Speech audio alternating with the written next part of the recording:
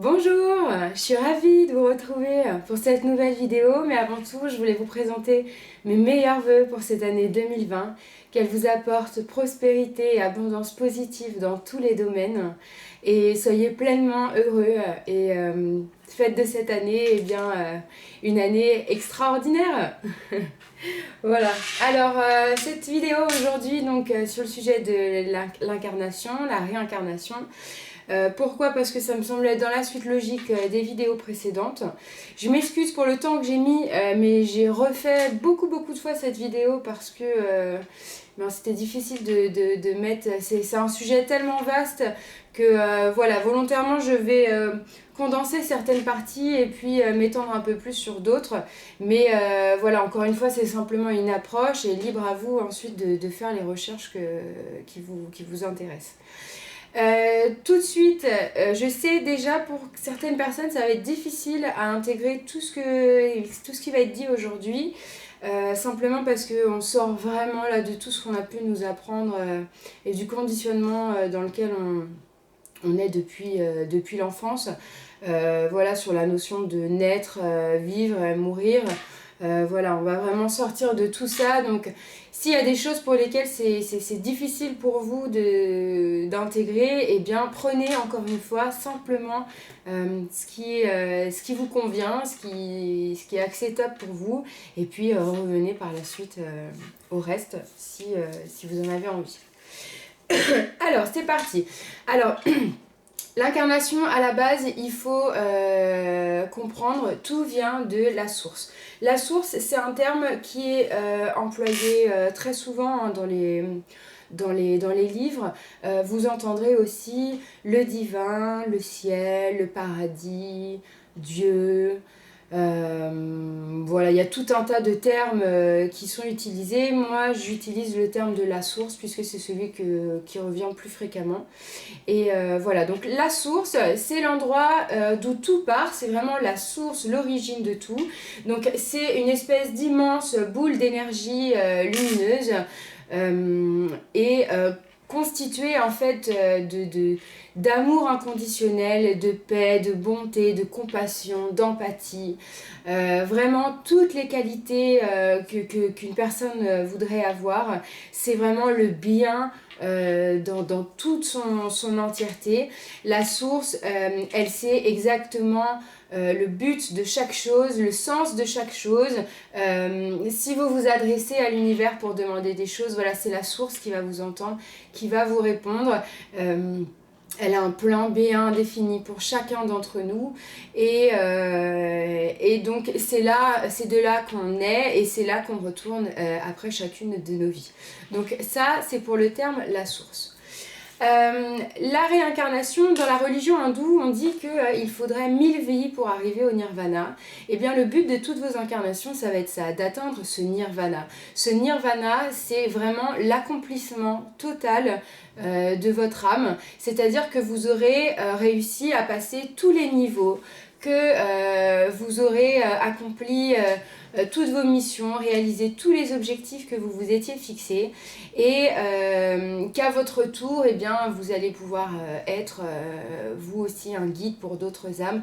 C'est vraiment arriver à transcender en fait tout ce qui pourrait être vécu comme négatif sur Terre. Puisqu'on va y revenir, il y a différents mondes dans lesquels on peut s'incarner. Et la Terre, en fait, on choisit de s'incarner sur Terre parce que, on va faire l'expérience sur Terre de sentiments tels que la jalousie, la peur, la colère, la frustration, l'envie. Toutes ces émotions-là qui vont être difficiles pour nous à gérer, mais qui vont nous apprendre énormément pour notre âme, qui va nous faire évoluer. Puisque voilà, le but, je vous ai dit, c'est vraiment d'arriver à transcender toutes les émotions négatives en positives, un petit peu à la manière d'un homme sage qui prend tout avec énormément de recul, de sagesse, de hauteur et qui est totalement coupé de tous ces sentiments négatifs comme, voilà, on l'a dit, la peur, la colère, l'angoisse, le stress, la tristesse, le doute, voilà. Donc ça va vraiment être le but, c'est d'arriver à cet état voilà, de sagesse ultime, d'amour inconditionnel et d'être reconnecté pleinement à votre nature. Vous verrez que au fur et à mesure de vos incarnations, plus vous allez vous incarner et plus à un moment, eh bien, vous allez vous reconnecter à ça, vous rappeler en fait qu'il y a autre chose. Et ça, c'est déjà un signe d'une âme qui a vécu un certain nombre de vies et qui est capable de se reconnecter rapidement à tout ce qu'il y a autour, à sa nature divine et à la vivre pleinement, et ça va l'aider dans sa vie d'homme, en tout cas sur Terre, pour avancer encore plus. Alors, il faut que vous imaginiez, donc déjà la notion de passé, présent, futur, comme nous on la connaît ici sur Terre, elle n'est vraiment qu'ici sur Terre. C'est comme la loi de la relativité selon Einstein. Voilà, le passé, dès qu'on sort plus on s'éloigne du noyau et plus le temps, lui aussi, il va se distordre.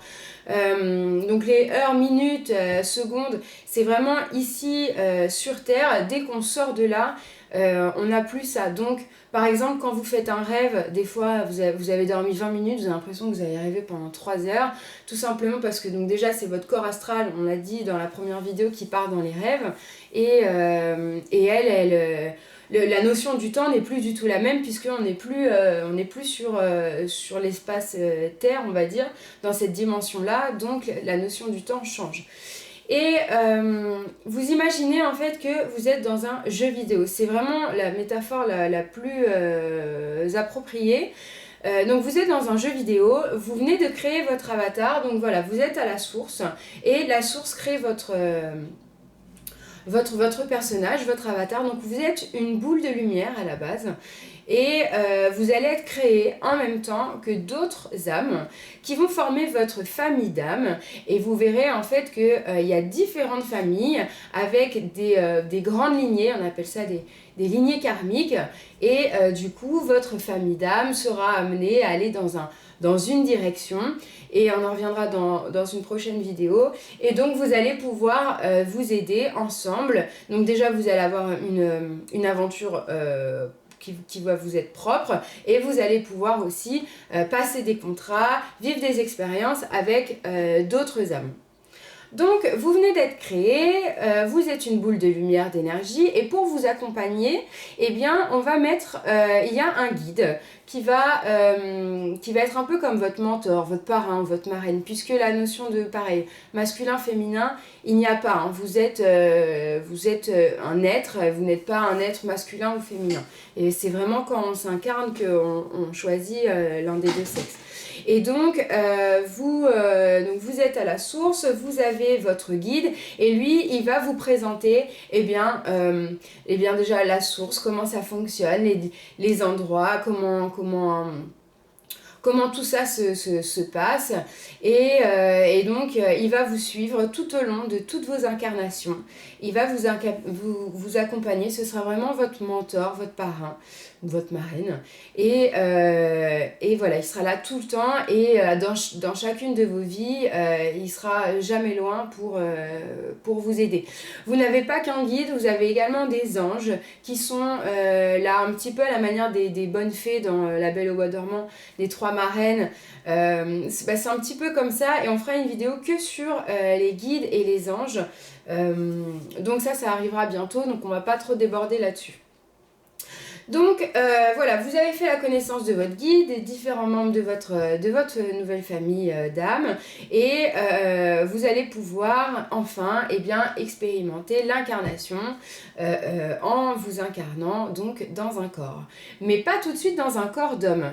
Alors en fait, vous imaginez, donc nous on a notre système solaire, notre galaxie, mais il y a tout un tas de galaxies et donc des espèces d'univers parallèles, et donc il y a tout autant de mondes à l'intérieur. Donc il y a la planète Terre, par exemple dans ce système solaire là, mais il y a d'autres planètes.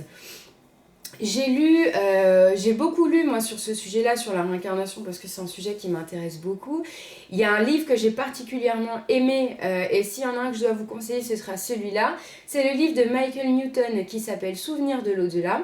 Michael Newton, c'est un hypnothérapeute qui a basé sa carrière sur l'hypnose de régression, donc retourner dans le passé, notamment dans les vies antérieures. Et lui, il a vraiment axé ce travail, en tout cas dans ce livre, sur ce qui se passe entre deux incarnations.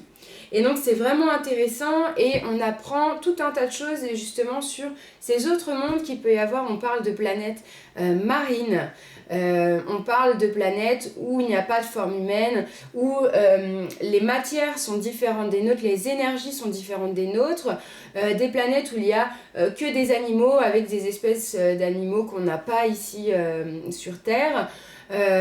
Des formes de vie totalement différentes de nous, êtres humains. Donc voilà, vous allez pouvoir vous incarner dans tous ces mondes-là pour vivre autant d'expériences qui vous sera nécessaire pour atteindre ce niveau de nirvana comme on a expliqué au début. Et donc avant de vous incarner dans un corps d'homme, eh bien vous allez d'abord vous incarner dans du minéral. Donc vous allez pouvoir vous incarner sur Terre ou dans d'autres planètes, mais pour expérimenter vraiment le minéral, la matière. Vous venez d'être créé. Quoi de mieux pour comprendre la Terre que d'être la Terre elle-même. Donc c'est vraiment le début. L'âme va expérimenter vraiment le ici et maintenant. On est dans le premier niveau de conscience et donc on est la matière, on a besoin de comprendre les énergies telluriques, les énergies, voilà, vous pouvez être un minéral type une pierre par exemple, vous pouvez être du cristal, du diamant, vous pouvez être de l'opale, vous pouvez être une labradorite, vous pouvez être du calcaire, du granit, voilà, vraiment tout un tas de minéral possibles. Et puis surtout, vous n'allez pas avoir qu'une incarnation, vous allez en faire plusieurs pour comprendre vraiment comment ça fonctionne. Donc en fait, avant d'arriver dans votre première incarnation, vous allez faire le point, à chaque fois ça sera pareil, vous allez faire le point avec votre guide qui va vous dire voilà, donc on est au jeu vidéo, on est dans le premier niveau. Et dans ce premier niveau, eh bien, il y a des paliers à passer, il y a des missions à effectuer. Et donc, avant chaque incarnation, vous allez décider de ces objectifs, de ces missions avec votre guide, éventuellement aussi avec votre famille d'âme, si vous voulez vous incarner peut-être à plusieurs pour vivre une certaine expérience. Et donc ensuite, une fois que vous avez défini tout ça, vous vous incarnez. Et donc vous vivez votre incarnation, donc pour le coup, en tant que minéral. Donc vous pouvez en avoir plusieurs, et ça peut durer des dizaines, des milliers, des centaines de milliers d'années, puisque la Terre existe depuis des milliards d'années. Voilà, il est tout à fait probable que vous ayez déjà eu, j'en sais rien moi, une centaine de vies en tant que minéral, par exemple. Voilà, donc vous avez fait vos expériences. Entre chaque incarnation, vous remontez à la source. Vous faites le point avec votre guide sur ce qui a été, vos impressions, comment ça s'est passé, comment vous auriez pu peut-être mieux faire ou faire différemment. Le point également avec votre famille d'âme, comment eux, ils ont fait leurs expériences, toujours pour évoluer ensemble. Et donc à chaque fois, eh bien, si pour vous, avec votre guide, en accord avec lui, la mission est validée, le niveau est validé, on passe à la mission supérieure. Sinon, eh bien, on retourne pour expérimenter encore jusqu'à temps d'être sûr qu'on a bien validé nos objectifs. Vous avez fait votre stade minéral, vous avez rempli toutes vos missions, super, vous pouvez passer au niveau 2. Et maintenant, vous allez vous incarner dans du végétal. Donc là, vous allez expérimenter vraiment l'ancrage pur. Donc vous êtes toujours relié à la terre, puisque vous naissez dans la terre, vous avez besoin de la terre, vos racines sont toujours dans la terre, mais vous allez expérimenter aussi l'extérieur, vous êtes purement lié au sol, vous expérimentez le contact avec la terre. Donc vous pouvez être un arbre, une fleur, une plante aquatique, vous pouvez être tout un tas de végétal possibles, et autant de fois que nécessaire pour réaliser donc les missions que vous vous êtes fixées, les objectifs que vous êtes fixés. Une fois que vous avez passé ce niveau donc dans le végétal, vous allez passer dans un niveau maintenant animal. Et donc vous allez vous incarner donc, dans différentes espèces. Donc peut-être que vous allez être un animal aquatique, et puis dans une autre vie un animal, je sais pas, un rampant, et puis un fauve, et puis un volatile. Voilà, tout un tas de... C'est pareil, il faut connaître...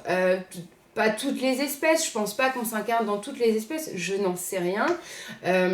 En tout cas, tout dépend des objectifs que vous vous êtes fixés avec votre guide. Et c'est lui vraiment qui sait quand vous avez atteint, voilà, tout, que vous avez rempli toutes les missions et que le niveau est atteint. Je voudrais vous sensibiliser juste là-dessus du fait que voilà, on passe par ces stades-là de minéral, de végétal et d'animal. Dans notre conjoncture actuelle où c'est vrai qu'on fait beaucoup attention à notre environnement et on remet en cause beaucoup de nos systèmes de fonctionnement et dans nos manières, dans nos comportements de tous les jours, on est passé par ces stades-là, on a été arbre, on a été pierre, on a été animal, et je pense que c'est important de garder ça à l'esprit pour bien respecter notre environnement, puisque tout ce qui nous entoure, toute cette nature, cette faune et cette flore qui nous entourent, ce sont des âmes aussi, et des âmes en devenir qu'on côtoiera peut-être par la suite, et puis ce sont aussi eh bien, les emplacements des futures âmes, donc c'est important de respecter ça, et on est relié vraiment avec eux. Et puis quant à ce qui est l'évolution des espèces, eh bien, on contribue à ça, le fait de se réincarner et d'avoir des nouvelles âmes systématiquement qui vont se réincarner dans ça, eh bien, ça fait évoluer les espèces, et c'est ce qui fait que voilà, il y a des mutations d'espèces. C'est parce que ces âmes, quand elles passent là, eh bien, elles apportent leur contribution à faire évoluer tout ça, et du coup à faire aussi évoluer le minéral, le végétal et l'animal. Donc respectez vraiment la nature qui vous entoure, puisque nous sommes intimement, profondément connectés et liés à elle.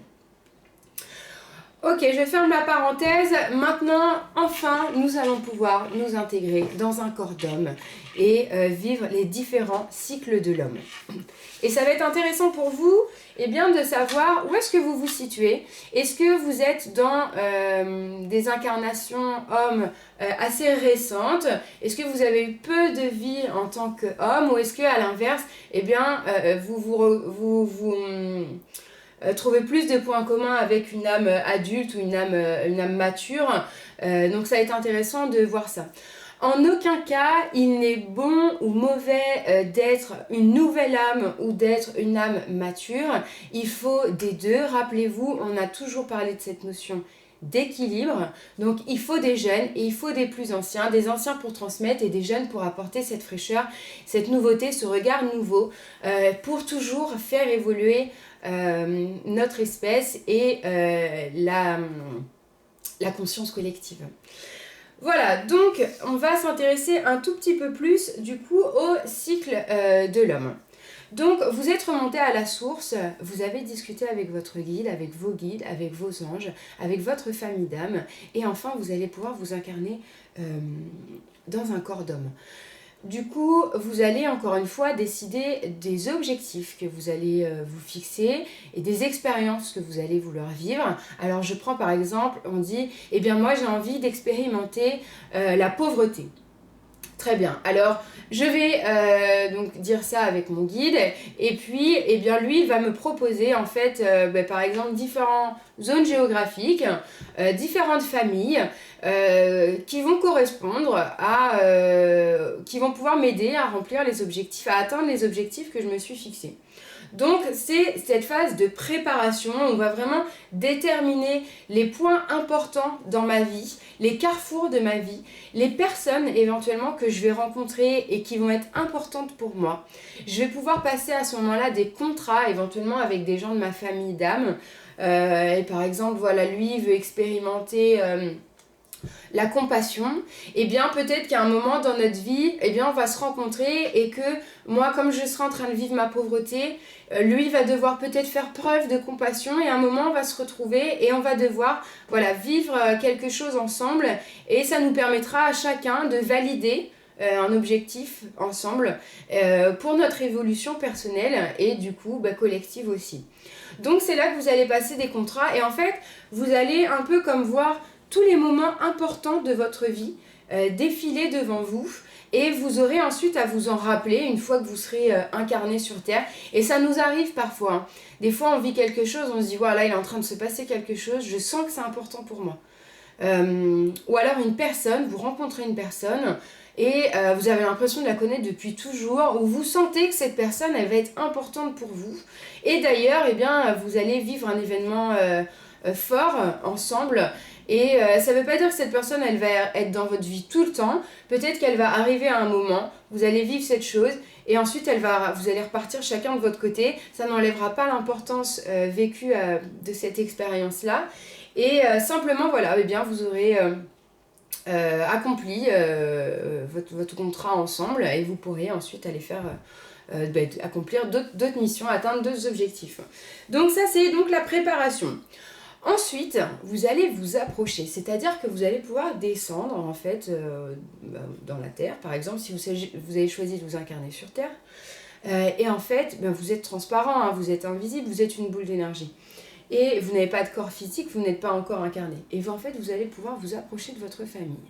Donc, votre mère, début de sa grossesse, entre le premier et le troisième mois, eh bien, l'âme de l'enfant qui va s'incarner dans le fœtus vient et observe sa famille, donc pour s'imprégner eh bien, des différentes énergies de la famille, de l'endroit dans lequel elle va arriver, pour être bien sûr que ça correspond bien à ce qu'elle s'est fixé comme objectif et que ce contexte familial va bien l'aider à aller dans ce sens-là. Voilà, j'ai choisi d'expérimenter le courage, eh bien, ou l'injustice, eh bien, je peux arriver dans une famille où voilà, je vais avoir ça va être une vie qui va être difficile.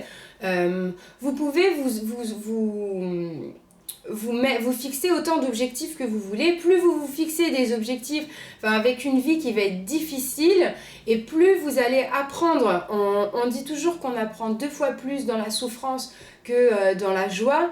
C'est vrai, si vous prenez une des expériences les plus difficiles de votre vie, à un moment de votre vie où vous vous êtes dit « je vais jamais y arriver, c'est impossible, j'y arriverai pas », et au final aujourd'hui, avec le temps qui est passé entre-temps, de vous dire voilà, j'y suis arrivée et franchement, ça m'a appris énormément et même on pourrait aller jusqu'à dire merci que ça me soit arrivé parce que ça m'a vraiment apporté beaucoup.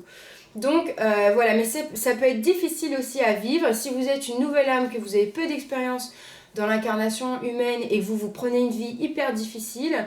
Eh bien ça peut être des gens voilà, qui ont du mal à vivre leur incarnation, des gens qui peuvent se suicider ou qui peuvent être en dépression, ou voilà, parce que peut-être qu'ils se sont fixés des objectifs très difficiles et qui vivent mal simplement cette incarnation-là.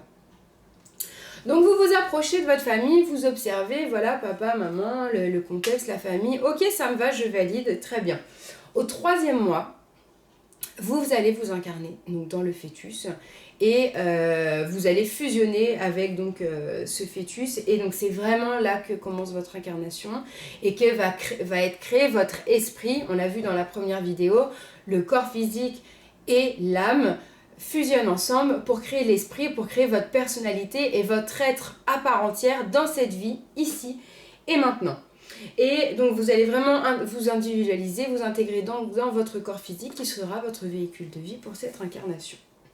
Et donc on a dit au 3e mois de grossesse, là aussi j'attire votre attention, c'est très intéressant que par exemple on puisse faire une IVG jusqu'à 3 mois, qu'après ça soit plus possible. Je trouve cette concordance assez intéressante, ça pousse à réflexion. Voilà, malgré que les scientifiques ne soient que scientifiques, est-ce qu'il se pourrait vraiment bien que voilà, avant 3 mois, la vie ne soit pas présente, du moins de manière omniprésente, mais qu'il faille attendre 3 mois pour que l'âme incarne le fœtus. Donc voilà, vous êtes incarné et donc la grossesse se passe. 6e mois de grossesse, il y a quelque chose qui s'appelle le voile de l'oubli. Il y a une très jolie image qui dit que c'est votre guide qui viendrait en fait apposer son doigt pour faire comme un chut. Et à ce moment-là, eh bien, vous oubliez tout ce qui s'est passé avant, vous oubliez que vous êtes cet être de lumière avec toutes les incarnations que vous avez eues avant. Pourquoi vous oubliez ça? Eh bien pour vivre pleinement votre incarnation, pour utiliser votre libre arbitre et pour laisser pleinement voilà, votre personnalité, votre esprit s'incarner et vivre ces expériences. Et puis aussi parce que eh bien, avec toutes les incarnations qu'on a eues, et vous allez forcément passer par des incarnations où vous allez vivre des choses difficiles. Par exemple, je veux expérimenter, donc je ne veux pas dire d'être mauvais, mais la violence. Eh bien, je peux être un bourreau et donc je vais avoir commis des choses atroces dans ma vie. Et ça va être difficile pour moi de vivre avec ces souvenirs-là. Donc j'oublie. Et donc voilà, naissance et incarnation pleinement de votre âme, de son libre arbitre, choix des différentes directions à prendre et des carrefours de vie qui vont se présenter. Une fois que vous êtes mort, donc votre âme, votre corps éthérique quitte le corps physique. On avait dit que ça mettait plus ou moins 3 jours. Il y a des vies où vous allez vous attacher énormément à votre famille, à vos enfants, à votre mari ou votre femme. Et il y a des âmes pour lesquelles c'est difficile de quitter leur corps physique. Et donc ils ont besoin d'un certain temps en fait pour rester et pour avoir en fait être sûr que votre famille qui reste sur terre, eh bien elle est ok avec ça, qu'elle est bien pour vous, voilà, ne pas partir comme ça à toute hâte, avoir besoin d'un espèce de délai en fait pour quitter cette famille, parce que quand on vit son incarnation, on la vit pleinement et les sentiments qu'on éprouve envers les gens sont là. Et donc c'est pas hop je meurs, ça y est, tout est oublié. Non, il faut ce petit temps-là. D'ailleurs on en avait parlé, je sais plus si c'était dans la première ou la deuxième vidéo, mais vous avez aussi un espèce de nettoyage quand vous retournez à la source. Justement pour vous nettoyer de toutes ces choses que vous avez pu vivre, s'il y a eu des choses très difficiles qui ont pesé, chaque incarnation va marquer votre âme. Hein, vous allez garder à chaque fois mémoire de ces vies-là. Et donc il y a des souvenirs qui peuvent être plus difficiles que d'autres. Donc voilà, la source sera là pour vous faire une espèce de mise à jour, pour vous régénérer, vous nettoyer de toutes ces énergies négatives que vous avez accumulées sur Terre pour pouvoir ensuite repartir pleinement dans une nouvelle incarnation. Vous retrouvez votre guide, vous retrouvez votre famille d'âme, vous pouvez retrouver également des personnes que vous avez connues dans votre vie sur Terre, qui sont parties, mais qui ont été importantes pour vous et qui sont là pour vous accueillir quand vous arrivez là-haut et que vous retrouvez tout le monde. Vous allez faire le point donc avec votre guide, avec votre famille d'âme, sur ce qui a été, sur ce qui n'a pas été, voilà, et donc ensuite vous allez pouvoir décider d'une nouvelle incarnation et le processus recommence. Je vous ai dit qu'il y avait plusieurs stades au niveau de l'incarnation de l'homme. Donc il y a les âmes qui viennent juste de commencer à faire des incarnations en tant qu'homme. Et puis il y en a d'autres pour lesquels ils ont eu énormément de vie déjà en tant qu'homme. Et donc il y a des différences qui peuvent se ressentir du coup dans la personnalité. Et c'est là que vous allez pouvoir du coup voir si... où est-ce que vous vous situez au niveau des cycles de l'homme. Donc l'âme nouvelle, c'est vraiment une âme qui débute son incarnation. Elle continue encore son apprentissage de la peur et des émotions dominantes. On l'a dit, ici sur Terre, il y a des émotions négatives, entre guillemets, même s'il n'y a pas de négatif, hein, puisque tout est équilibre. Donc il faut vivre du négatif et du positif. En fait, ce ne sont que des expériences, même si voilà, il y en a qui sont plus difficiles à vivre que d'autres.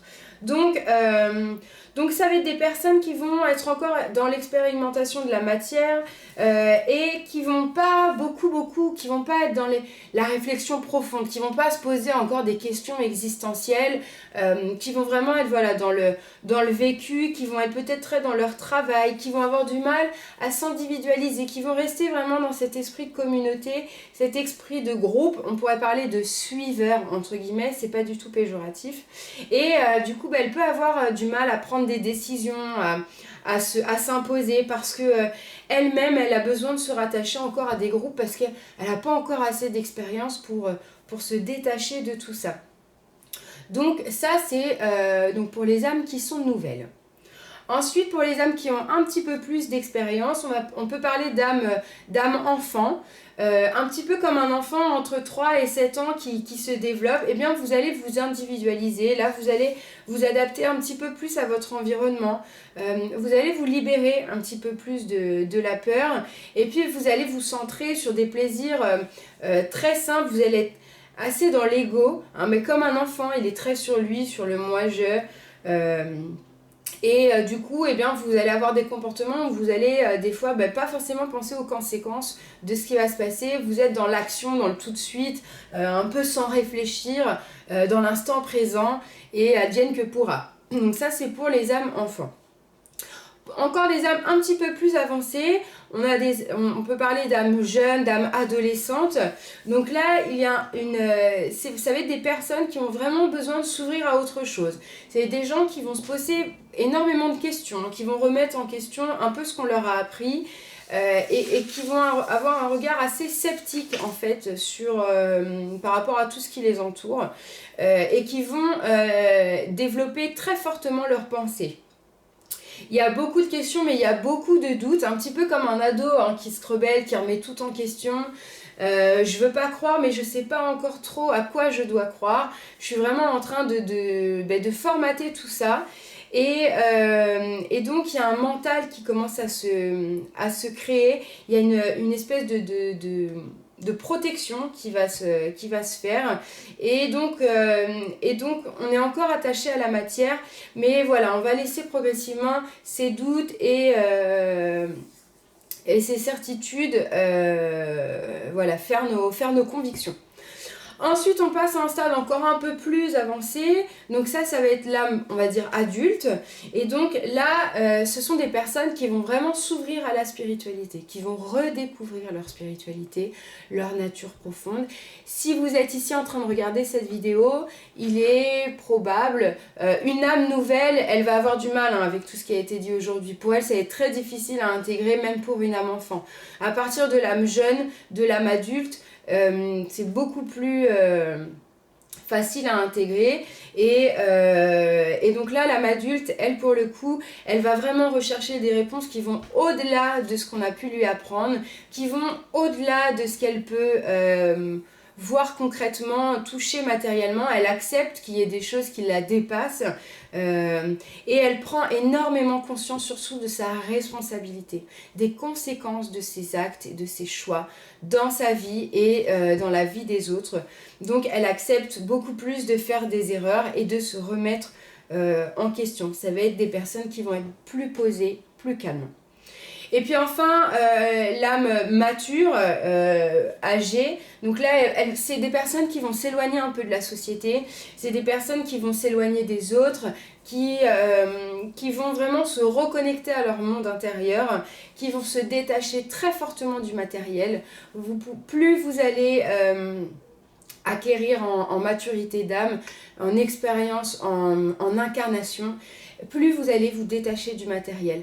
Vous allez moins avoir besoin d'obtenir des choses parce que vous avez compris que ce n'est que du matériel ici, du superflu, et que ça n'est pas la vocation, ce n'est pas votre but ultime, et que vous devez vivre dans l'amour, vous devez transcender vos émotions. C'est vraiment un travail sur vous que vous avez à faire et non pas une accumulation de choses matérielles pour vous prouver certaines choses.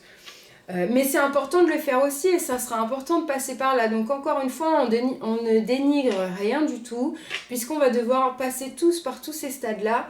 Donc tout est tout à fait normal. Je vous rappelle, la source a un projet pour chacun qui est bien défini et voilà. Donc on passera tous par les mêmes expériences avec des vécus différents.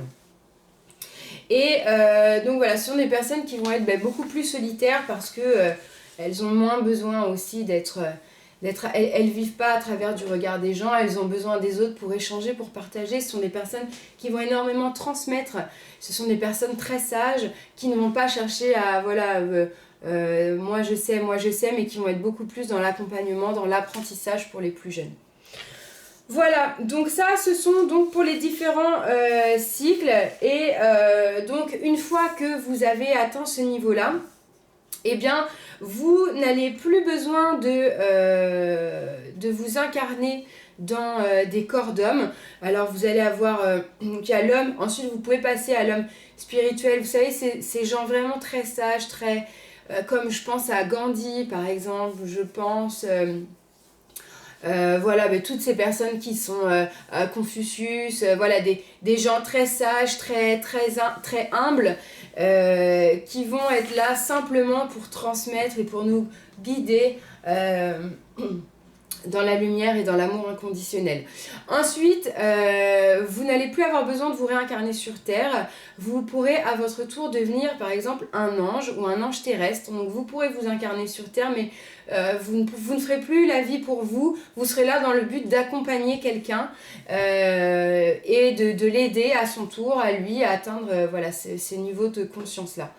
Donc voilà, une fois que vous avez fait toutes vos expériences, vous allez pouvoir aider d'autres personnes à ça. Une fois que vous avez fini tout ça, vous retournez une fois de plus à la source et j'imagine qu'il y a un programme prévu pour ces âmes-là qui ont fait le tour en tout cas de ces incarnations-là. Je pense qu'il y a quelque chose qui est prévu pour nous après, mais je ne saurais vous dire de quoi il en ressort pour le moment. En tout cas, moi je fais simplement confiance à la source et au fait que voilà, j'imagine qu'il y a encore plein de belles aventures qui nous attendent derrière. Voilà, je crois que j'ai fait le tour pour l'incarnation. Je voulais juste vous rajouter, mais on en reparlera dans la vidéo pour les guides.